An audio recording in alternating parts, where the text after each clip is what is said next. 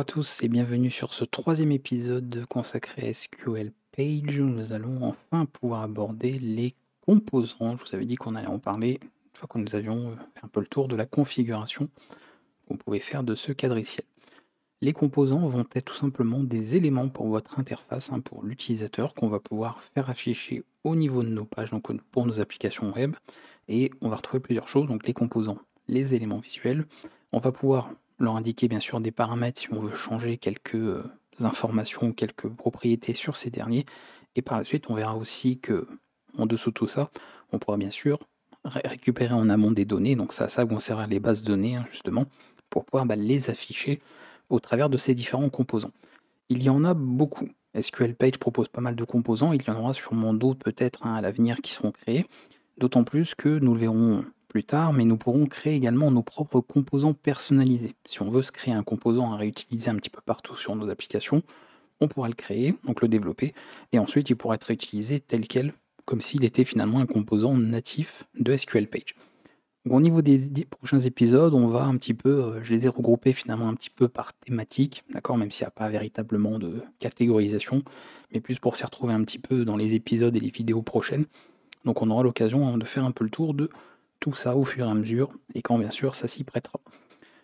Pour commencer, comme premier composant, on va s'attaquer à un seul, d'accord, qui est le composant shell, et qui sera déjà bien assez conséquent pour cet épisode, puisqu'il va permettre de faire tout, on va dire, toute la personnalisation de notre page. D'accord, on va regarder un petit peu. Donc là, nous avons la page par défaut, ça je vous l'avais dit. On a configuré dernièrement un répertoire, donc plus j'ai mis un petit logo, vous allez voir pourquoi, ça va vite nous servir. Et on va pouvoir créer notre fichier d'entrée, à nouveau, format SQL, et on va pouvoir mettre le code là-dedans. Au niveau de l'utilisation, fonctionnement, sans entrer dans les détails techniques, c'est pas le but de cette mini-série, et pour beaucoup de toute façon, ça va pas forcément vous intéresser ici, dans l'usage que vous allez en avoir. On va principalement, au niveau des requêtes SQL, travailler avec des requêtes select. D'accord, c'est ce qu'on va faire principalement. On va sélectionner des éléments en travaillant avec les différents composants de SQL Page et ensuite en réglant éventuellement des valeurs, comme vous savez normalement le faire, parce que vous êtes censé connaître le langage SQL quand vous suivez bien sûr cette playlist. Si ce n'est pas le cas, je vous renvoie vers le cours SQL de la chaîne avant de voir ce cours SQL Page qui ne reviendra évidemment pas sur les notions en SQL que vous êtes censé connaître. Mais en soi, en termes de syntaxe, il n'y a pas d'énormes difficultés, il n'y a pas grand chose à connaître du langage pour être honnête. On va donc principalement noter les choses. Donc là, le composant va s'appeler shell. Donc je vais le noter tel quel, je vais l'ajouter. Alors parfois j'écris en minuscule pour aller un peu plus vite s'il faut, mais voilà. Et ici, nous avons chargé le composant. Donc on fera ça principalement. Dès qu'on utilisera un autre composant, on verra plus tard. On spécifiera à chaque fois le nom ici en valeur et as component tout le temps. Donc on procédera de cette manière. Et celui-ci va vraiment nous servir pour plein de choses. On va pouvoir véritablement configurer beaucoup de choses avec ce dernier. Commençons finalement avec la partie la plus simple qui est de celle pour mettre un titre. Moi, bon, je vais reprendre noob et on a l'élément title. On n'est pas le point virgule à la fin pour terminer. Alors là, vous allez voir qu'au niveau de l'indentation, ça va être vite. Il va falloir vite pouvoir s'organiser visuellement parce qu'on peut se retrouver après avec des requêtes assez conséquentes selon. Je vais actualiser ma page et voilà notre premier élément. Tout simplement, donc vous voyez, ça va très vite. On n'a pas eu besoin de relancer l'outil SQL Page à chaque fois. Juste on actualise notre page et c'est pris en compte, pas de problème. Donc là nous avons un titre qui possède un lien, si vous voyez un petit peu ici en bas à gauche, qui pointe vers le répertoire racine, donc la racine de l'application ou du site web. Pas de problème et ça fonctionne ici. Donc très simplement, un petit titre qu'on peut personnaliser ici. Voilà, c'est très simple en plus. Si on voulait changer l'URL, parce que là l'URL elle pointe par défaut sur un élément, on a également une partie pour faire ça. Je pourrais très bien par exemple mettre alors soit un autre fichier, d'accord, SQL par exemple, en indiquant ici le paramètre link. Et là on aurait donc ici le lien qui change. Si vous regardez en bas à gauche, ça a changé pour other.sql. Et d'ailleurs je rappelle que le .sql, donc le format ici est facultatif depuis quelques versions, donc il n'y a plus besoin de le préciser. Au niveau des adresses, on n'aurait pas besoin directement. Mais voilà ce qu'on pourrait faire si on voulait changer le lien, et ça va nous servir pour plein d'autres choses aussi. Pour la description de la page, donc là on est plus sur les métadonnées, parce que ce qui peut être bien aussi de voir, déjà, c'est quelle page nous donne cette configuration. On va analyser le code source de la page pour voir le code HTML qui a été généré. Vous voyez qu'il y a pas mal de code. On retrouve une langue visiblement pas définie, mais on va le faire, vous inquiétez pas après. Vous remarquez que la taille de police par défaut est de 18 pixels, elle a été spécifiée donc à cette taille par défaut. On pourra également la changer. Bon, l'encodage, c'est OK, de toute façon, on n'y touche pas. Le titre, donc vous voyez également, hein, donc le balise title qui reprend ce titre-là. Donc c'est important. Donc ce que vous allez mettre en fait ici sera ce qui va être au niveau du code ici. Et après, d'autres éléments qui vont pouvoir servir. Donc on a toute une partie qui est faite tout seul, mais pareil, on va avoir des petites choses qu'on va pouvoir paramétrer grâce au composant shell, qui permet justement de manipuler un petit peu tout, ce qui concerne la page en elle-même, le rendu, etc. Alors je vais peut-être agrandir pour vous, d'ailleurs, c'est vrai que il pense pas souvent, voilà, c'est quand même plus lisible. Cette partie-là, j'espère qu'il va pas trop zoomer dans là, il touche pas l'autre, donc comme ça c'est plus lisible pour vous. Et on a les différents éléments ici. On va continuer de paramétrer d'autres choses. Donc la description, on peut éventuellement la vouloir en HTML ici, d'avoir un meta name description si on veut, même si c'est plus très utile de nos jours, mais c'est toujours bien de l'avoir aussi. Donc si vous voulez, comme c'est une description pour la page en question, voilà. La description de ma page actuelle. Description. Donc vous voyez comment ça fonctionne. Un seul select, on charge au début le composant, et ensuite tous les éléments qu'on fait configurer. Vous avez donc un paramètre title, okay, au niveau du composant shell, vous lui spécifiez sa valeur.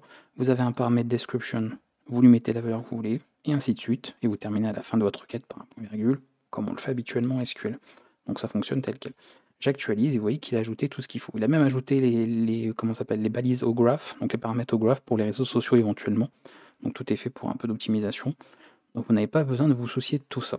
Voilà, donc ça c'est plutôt intéressant de ce côté-là.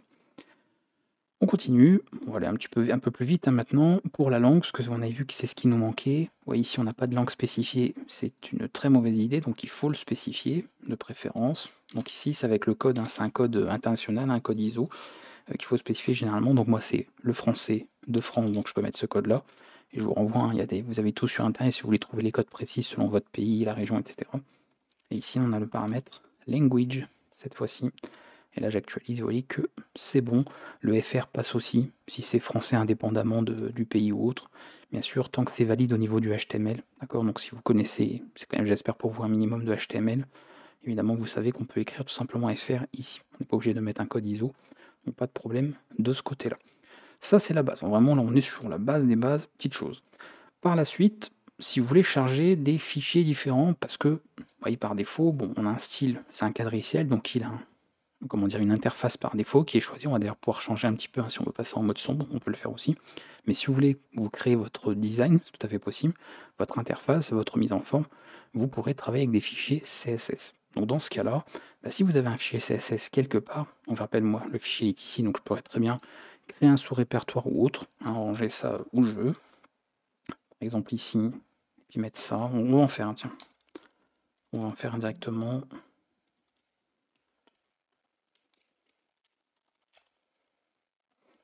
Voilà, très rapidement. Hop. Qu'on ait ceci. Et là, je vais mettre simplement le paramètre CSS. Oui. Non très simple, hein. Pas oublier la virgule ici. Hop. Et comme ça, on va pouvoir normalement charger le fichier qui me le prenne bien en compte. Voilà. On pourra comme ça prendre en compte. On va voir qu'il y a des changements au niveau des thématiques. Donc on pourra changer comme ça éventuellement les valeurs, mais charger notre fichier et travailler avec.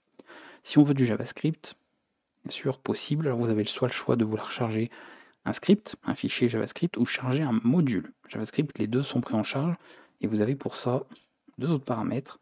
Donc si vous avez encore un fichier, je sais pas où, vous avez bien sûr le paramètre JavaScript, et si c'est un module, c'est JavaScript module. Et dans ce cas-là, voilà, vous chargez le module en question. Si vous ne savez pas ce qu'est un module en JavaScript, c'est que vous n'en faites pas, donc ça ne vous concerne pas, et les gens qui en font savent ce que c'est. Donc pas de problème à ce stade. Comme ça, vous pouvez charger vos différents fichiers statiques de cette manière directement. Je rappelle encore une fois, avec le composant shell, c'est pris en charge directement. Bon, ça je l'enlève parce qu'on n'est pas là pour faire du CSS. Vous avez déjà un cours sur la chaîne pour ça. Ok, je vais enlever tout ça. Voilà. Enlever les différentes parties, même enlever tout. Voilà. Pour le moment, hop. On va agrandir, je vais juste laisser le titre, la langue, parce que c'est quand même obligatoire pour avoir un truc propre. Voilà, c'est le minimum. Et on va laisser ça tel quel. Passons à d'autres éléments. On a vu pour le lien, si on veut changer le lien, je vous l'ai montré, hein, on peut mettre autre chose d'accord avec le paramètre link. mais on a aussi possibilité d'avoir notre image. Donc moi j'ai pris le logo justement spécialement pour ça, il est au même endroit ici, donc c'est logo.png as image. Et j'actualise, et vous avez comme ça l'image qui va avec le titre de votre page. Voilà, paramètre aussi très simple qu'on peut faire. Petit rendu, rapide, ça prend pas beaucoup de temps. On continue. Je vous avais dit que pour la police de caractère, on a également des modifications qu'on peut faire, notamment au niveau de la taille, mais pas que, vous allez pouvoir changer la police de caractère, puisque SQL Page utilise simplement, fait une référence aux polices Google Fonts. Alors il y a peut-être des cas où ça ne marche pas, parce que tu vas avoir peut-être des polices particulières, ou alors j'utilise peut-être pas de bon identifiant, il faudrait peut-être que je vérifie, mais généralement juste en précisant le nom, d'accord, ça fonctionne, donc il n'y a pas une police un peu différente, qui sera un peu bizarre. Oui, bit count, normalement je crois que ça, il y a juste le nom. Donc on va le prendre ici. On va changer déjà la police de caractère. Bit count as font, tout simplement. Je vais actualiser la page. Voilà, bon, a priori ça a marché, le changement. Et si on veut changer la taille de la police, qui est de 18 pixels par défaut, alors je crois que c'est une valeur entière, donc là on peut mettre par exemple 24. Là, font size. Donc je pense que vous avez compris un peu le principe déjà à ce stade, hein, de voir comment fonctionne l'outil. Vous avez vu des requêtes select, des valeurs qu'on applique à des paramètres. Et ça, voilà, vous allez prendre l'habitude. C'est forcément déroutant parce que vous n'avez probablement jamais utilisé du SQL pour faire des applications, voire des pages web. Donc, et c'est sûr que c'est un peu nouveau. Mais après, ça deviendra habituel et vous allez trouver ça très très puissant et permettre notamment de faire des applications rapidement avec encore une fois un seul langage. Voilà, il n'y a pas d'histoire de traitement, je sais pas quoi en amont, etc. On a vraiment SQL et on fait tout avec. Après, bien sûr, on peut attacher voilà, des fichiers CSS, du code JavaScript si on veut, bien évidemment. Mais vous avez tout ici qui est pris en charge sans problème. Ok, on va continuer si on veut d'autres choses. Parce que c'est bien, on a une page web, bon, très bien, on n'a pas de menu. C'est quand même mieux d'avoir une page web ou une application avec un menu, pourquoi pas. On va enlever la police, hein, bon, que fait la police? Bon, on va l'enlever. Voilà, avec respect, très bien. Et on va revenir sur possibilité d'avoir un petit menu, c'est quand même pratique. Mais avant ça, on va spécifier des thèmes, ça va être aussi peut-être un peu plus agréable, pour changer le mode, donc mode sombre, mode clair, etc. par défaut, bon, vous avez bien compris.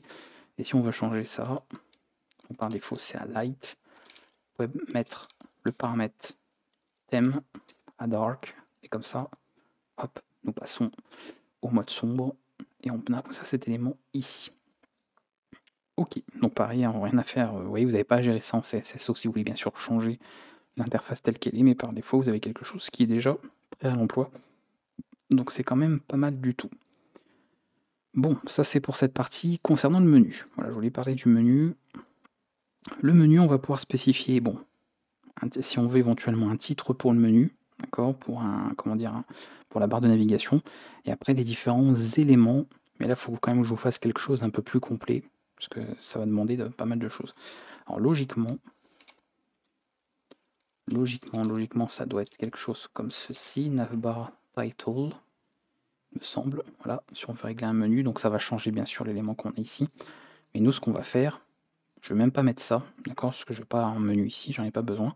On va juste créer un menu complet avec pas seulement des petits liens, même avec des menus déroulants. Vous voyez, des sous-menus, etc. Et vous allez voir que ça se fait avec du JSON, tout simplement. On peut utiliser ce format-là, et ça fonctionne très bien. Alors, c'est moins pratique par contre au niveau de la notation, tout ça, forcément. Mais bon, il faudra essayer de vous débrouiller pour avoir quelque chose qui est bien lisible par rapport à ça. Donc là, l'élément à faire, je n'essaie pas oublier le point virgule à la fin, bien sûr, c'est de faire appel à une fonction, donc JSON comme ceci en majuscule, et on va lui passer, non, pas comme ceci, le code JSON ici, simple guillemets, j'arrive entre apostrophes, et lui passer le code qu'on veut. Bon, le plus simple, et de toute façon il faut ce format-là, c'est déjà d'avoir des éléments, donc un title, par exemple accueil, et ensuite d'avoir le lien correspondant. Donc par défaut, je vous dis, ce serait le slash, quelque chose comme ça. Voilà. Et ceci s'applique aux paramètres menu item. Okay. Je valide, enfin j'actualise, on retrouve le titre comme d'habitude, et là cette fois-ci, vous voyez, nous avons effectivement notre menu navigation, donc qui se met sur la droite par défaut, et nous avons un bouton d'accueil qui fonctionne en cliquant ramène ici. On va ajouter un autre élément, on n'est pas obligé de laisser que celui-ci. Hein. Donc vous voyez, on le laisse tel quel, à nouveau une virgule, on refait, Alors non, ça c'est moi. C'est ça, quand le disent en anglais, ça fait comme mon prénom, donc c'est un peu bizarre. Mais ok. Alors, on va faire comme ça. Title, oui, on va rester sur title. Je vais appeler par exemple quelque chose plateforme. Voilà, on va faire ça comme ça. Et ensuite, on va créer un sous-menu. Donc, je vais faire sub-menu, comme ceci, en essayant de ne pas se tromper. Et là, j'aurais peut-être dû aller là, en fait, à la ligne. C'est ça que je vous dis, c'est pas forcément toujours personnellement un peu de mal. Moi, à chaque fois que c'est ces présentations, ces indentations, j'aime moins, mais bon, les goûts et les couleurs.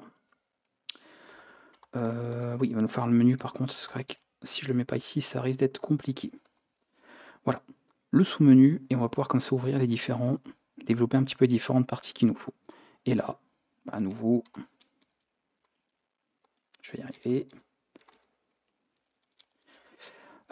Il nous faut un lien.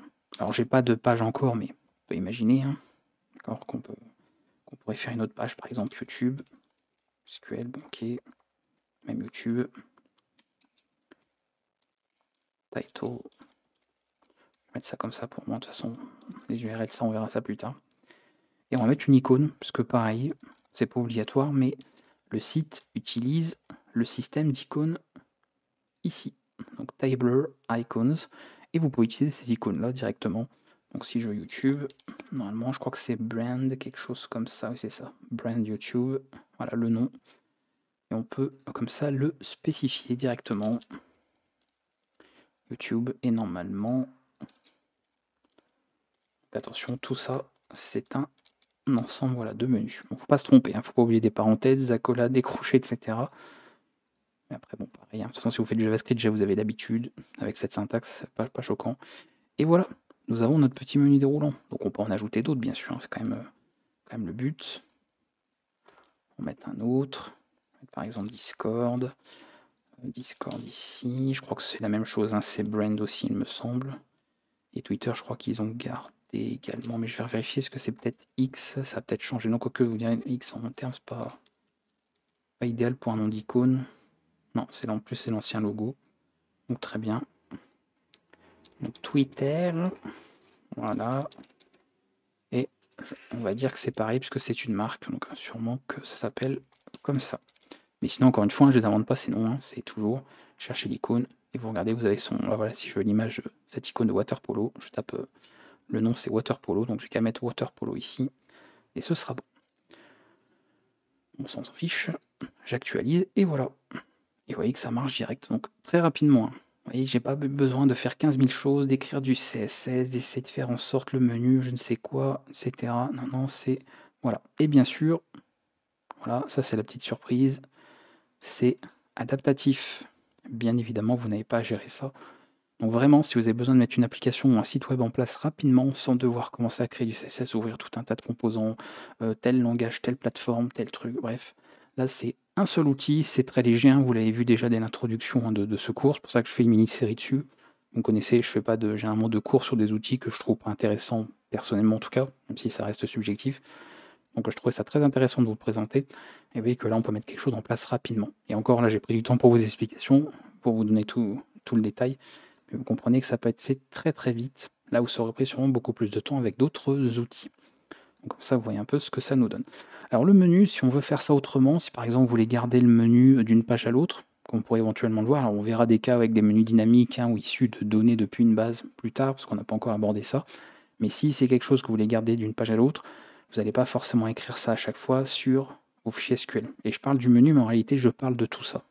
Si tout ça, par exemple, vous dites, bah, je veux le retrouver sur toutes mes pages, c'est-à-dire bah, sur l'ensemble des fichiers SQL que je vais écrire, ainsi plus tard je fais ça, c'est vrai qu'on peut le créer déjà, que je fais YouTube, SQL, et puis que je fais, bon, on le verra plus tard, hein, mais...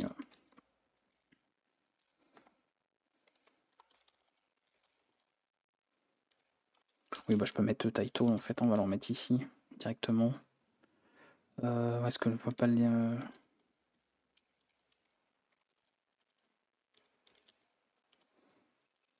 Oui, je remets ça, mais j'ai pas envie forcément de retaper la même chose. Donc, bref, je vais sur YouTube. Vous voyez qu'on a bien chargé la bonne page, donc c'est bon. Alors, je vérifie quand même quelque chose hein, dans le 12, que normalement les noms sont... Hop. Pour m'en assurer, voilà, il me semblait bien. Comme ça, dans les URL, vous avez plus les extensions, c'est quand même plus agréable. permet de faire des URL optimisées. Donc on est sur cette page, on est bien sur la nouvelle page, et là forcément on vous dit, bah mince, je dois réécrire mon menu, c'est-à-dire que je vais devoir répéter ça à chaque fois. C'est embêtant, si je dois copier-coller sur chacune de mes pages, c'est pas pratique. Et en plus, si un jour vous voulez modifier ce menu, vous comprenez, hein, si vous faites de la programmation aussi, on sait ce qui se passe, si on a du code qui est répété, dès qu'on a la moindre modification à faire, on doit répercuter toutes les modifications partout, risque d'erreur, risque de se tromper, d'avoir des différences, bref, c'est juste ingérable de faire comme ça. Donc là, plutôt que de s'embêter, tout ça, bon, on va le mettre dans un fichier, pareil, de configuration. Je vais le mettre ici, parce que c'est au même endroit. On pourrait organiser ça proprement, hein, bien sûr, hein, dans des sous-dossiers, tout ça. Moi, je m'en mets pas, parce qu'il n'y a pas grand-chose, et c'est pour l'exemple sur la mini-série. Mais je vais créer un fichier shell, j'aurais pu l'appeler Toto, peu importe, dans le format JSON aussi. Il va prendre ce format. Donc, ce qui est important, déjà, c'est charger le bon composant, c'est-à-dire shell. Ensuite, on va lui charger title, enfin lui charger, spécifier plutôt cet élément-là. Qu'est-ce qu'on avait besoin aussi? Language, oui, c'est vrai que c'était pas mal de l'avoir. Mettre fr, description. Bon, inutile bien sûr vu ce que j'ai écrit, mais vous comprenez le principe. Donc c'est histoire d'avoir ça, ça. Le logo, effectivement, c'est bien de l'avoir aussi. Voilà. Et ensuite, tout ça. Donc ça, forcément, pas des plus pratiques ici, mais l'écriture va changer un petit peu. Donc là, pour le faire, bah, c'est simplement menu item à nouveau, et on va le charger directement ici. On va pouvoir écrire tout notre menu directement. Donc c'est du JSON, hein, le format classique. Hein. Pareil, il y a une vidéo sur la chaîne si vraiment vous ne connaissez pas ce format. Mais je pars du principe bien sûr que si vous suivez cette mini-série, vous le connaissez. Dans le pire des cas, vous avez la vidéo en question sur la chaîne. Le menu. Le menu, puisqu'on puisse quand même charger un petit peu tout ce que l'on veut. Donc je veux ça. Pareil, c'est le même format, donc normalement c'est bon. Link, etc. Voilà. Comme ça, vous voyez, ça rend déjà les choses un peu plus lisibles, je trouve. C'est quand même mieux, et ça va éviter de répéter tout ça à chaque fois. J'ai pas mis par contre, si j'en oublie la moitié. Alors, c'est vrai que j'avais mis un verset ici, c'est bien quand même de garder dans le même ordre. Bien sûr, il peut être dans l'ordre qu'on. C'est des paramètres nommés, donc on s'en fiche. Voilà, normalement il manque pas de virgule, pas de tout ça, ça devrait être bon. Tout ça on enlève. Alors, je vais, dans le doute, le commenter si j'ai fait une bêtise. Et ici, on va utiliser un autre composant qui va nous servir à plein d'autres choses. Hein. On viendra dessus plus tard de toute façon. Il ne sert pas qu'à ça. C'est le composant dynamic et on le charge. Donc vous voyez, comme pour shell, as component, tout pareil. Et ici, on va utiliser une des fonctions, puisqu'il y a des fonctions natives de SQL Page. On les utilise en mettant SQL Page, point, mais ensuite le nom de la fonction. Donc là, c'est juste de lire le fichier sous format texte. Et on va lire notre fichier JSON et le charger dans le paramètre des propriétés. Voilà. Alors je pense que ça tient sur une ligne en fait. Voilà. Ça ira très bien comme ceci. L'avantage. L'avantage, si j'ai pas fait de bêtises, hop, on enlève. On vient ici. Alors, vous voyez qu'il y a des petits changements effectivement. Est-ce que il faudrait que je fasse le sous-menu? Bon bref, c'est pas grave, je vais pas perdre de temps. Vous avez compris le principe. D'ailleurs, c'est là que je vois qu'il manque.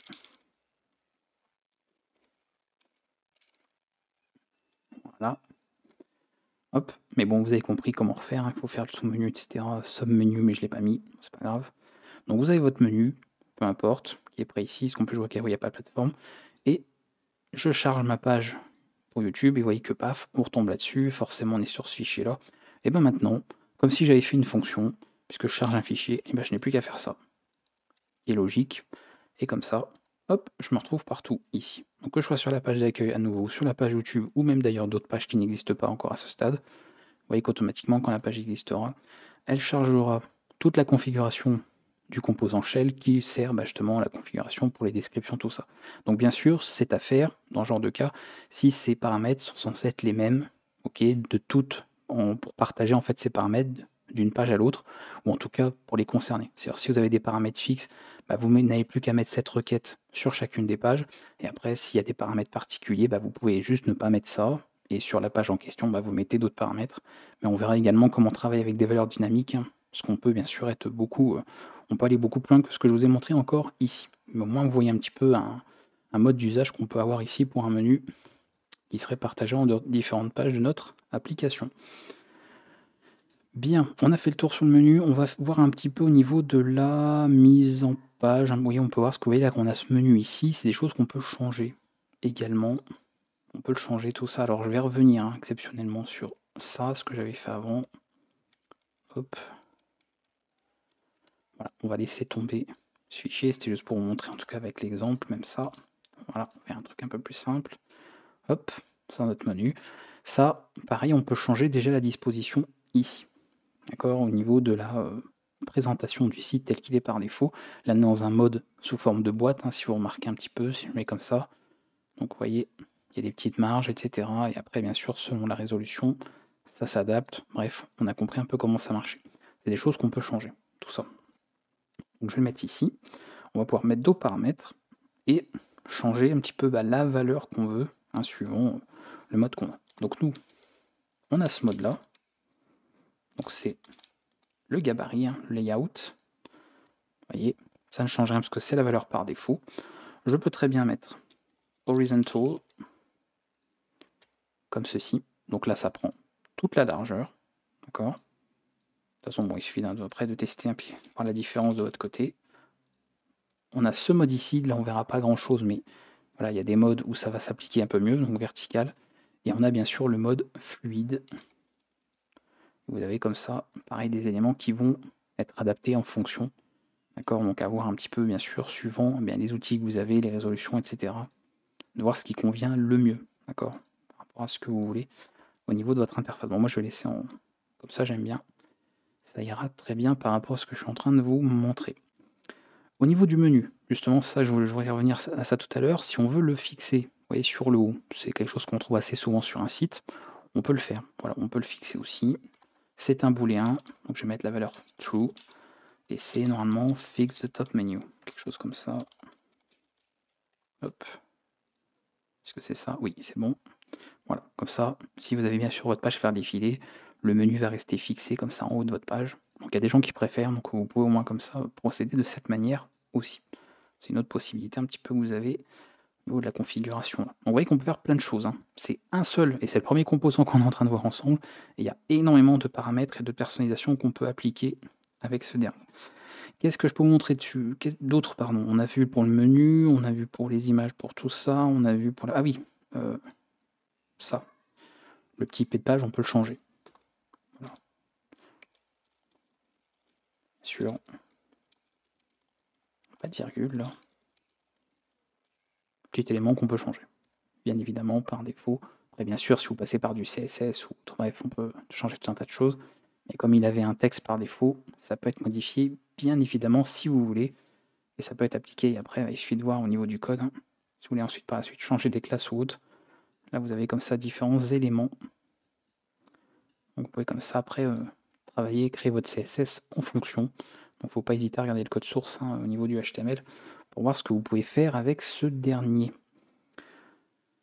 Thème, tant qu'on est sur les pages aussi, si vous voulez une barre latérale, même chose. Alors ça, je sais pas si vous voulez par exemple une documentation ou autre. Il y a parfois, on aime bien avoir un menu ici plutôt que de l'avoir en haut, à l'horizontale. Pareil. Je veux une barre latérale. Eh bien, je l'indique, parce que par défaut, c'est à false. Et ici, nous avons une barre latérale. Voilà. Alors d'ailleurs, il m'a changé le logo. Il faudra que je revoie un petit peu les paramètres. Mais vous voyez que j'ai ça. Voilà. On pratique aussi. C'est fluide, pas mal. Et là, vous voyez le menu, hop, il s'est mis cette fois-ci à gauche. Donc ça peut être pas mal de voir un peu comment c'est organisé. Encore une fois, on n'a rien écrit pour gérer tout ça. Vous voyez, gérer toute la mise en forme, etc. Tout est pris en charge nativement. On utilise juste quelques paramètres d'un seul des composants de SQL Page. Et ça fait tout à notre place. Donc vraiment, on gagne beaucoup, beaucoup de temps. Et bien sûr, parce que tant qu'à faire, si on peut pousser un peu plus loin, si vous voulez aller un peu, ce que je peux mettre, on va enlever ça. D'accord, hop, attention les yeux, paf, mais si vous trouvez c'est un peu trop clair, je crois que c'est cette fois-ci dark, il y a un thème aussi pour la barre latérale. Et voilà. Comme ça, là, on a le meilleur des deux mondes. Si vous aimez les deux, ça permet de créer un contraste. Pourquoi pas? Pourquoi pas, pourquoi pas? Moi, je vais le remettre, parce qu'il ne faut pas déconner. Hop, Voilà, au moins on revient là-dessus. Et je pense que c'est bon, je pense qu'on a fait le tour de ce que alors il y a d'autres paramètres bien sûr, hein, si on regarde la documentation, je vous montrerai jamais tous les paramètres de chaque composant, ça n'aurait aucun intérêt. Je vous montre vraiment ce que je trouve vraiment essentiel à voir et ce qui peut être quand même très utile directement. Mais après on peut toujours aller plus loin. Je sais que par exemple, il y en a aussi pour le type de page, si on veut un onglet, nouveau et cetera. Vous savez les fameux target blank, new et cetera qu'on a en HTML, on peut charger aussi de cette manière. Je vais revenir sur Shell, voilà. Donc on a beaucoup, donc généralement en plus comme ça vous permet de voir au niveau de la doc comment c'est présenté. Donc vous avez le composant et vous avez ici tous les paramètres, généralement le type de données, donc de valeur qu'on attend et une petite description, éventuellement quelques exemples si vous voulez, donc ça peut aider avec pas mal de choses qui peuvent servir. Donc qu'est-ce que j'avais pas forcément montré ici? Vous voyez qu'on en a abordé pas mal, hein. Oui, voilà, on en a vu pas mal. Bon, c'est un peu vu manifeste. No robot, voilà, si vous voulez rafraîchir automatiquement la page, oui, après quelques secondes, pour RSS, pour l'écriture de droite à gauche, on peut changer ce paramètre là aussi, pour les écritures arabes notamment. Tout ce qui est au niveau de la recherche, pareil, beaucoup de paramètres qui peuvent être réglés. Et si vous voulez une image, ça peut être pratique hein, pour Open Graph notamment. Par exemple, si vous avez votre page qui est partagée sur les réseaux sociaux, eh bien ça pourra mettre cette image-là sur une page. Ça peut être pas mal.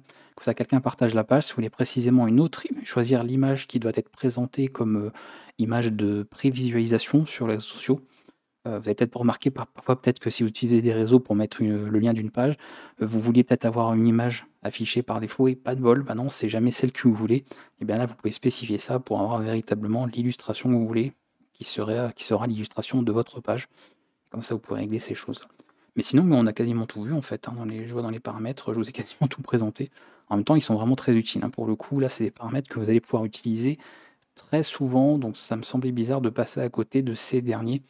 Après pour d'autres composants, on n'ira pas forcément, faire les choses de manière aussi exhaustive, mais au moins là, on aura fait le tour pour cet épisode. Comme ça, bah, vous voyez un petit peu comment ça fonctionne. En tout cas, bon, ça fait une demi-heure de vidéo, je vois, mais ça vous donne vraiment un bon aperçu de ce qu'est SQL Page et de ce qui vous attend pour la suite, puisque nous allons faire que ça concernant l'utilisation des composants.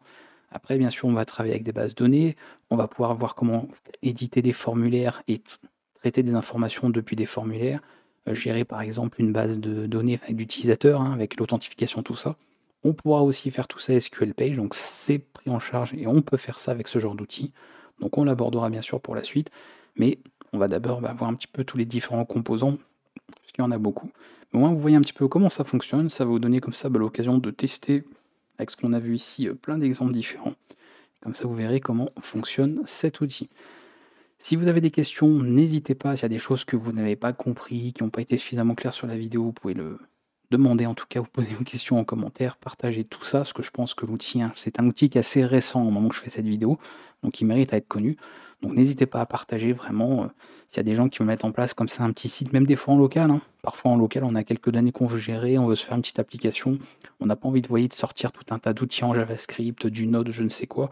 On veut quelque chose qui se met rapidement en place, on a juste un seul langage à utiliser pour tout écrire, et bien ça peut être vraiment l'outil idéal pour le faire, donc n'hésitez pas, partagez un petit peu les vidéos autour de vous, et si vous n'êtes pas abonné à la chaîne, attention, je surveille, pensez à le faire dès maintenant, et moi je vous dis à bientôt pour la suite, hein. On va voir d'autres composants au niveau de cette mini-série sur SQL Page. A bientôt.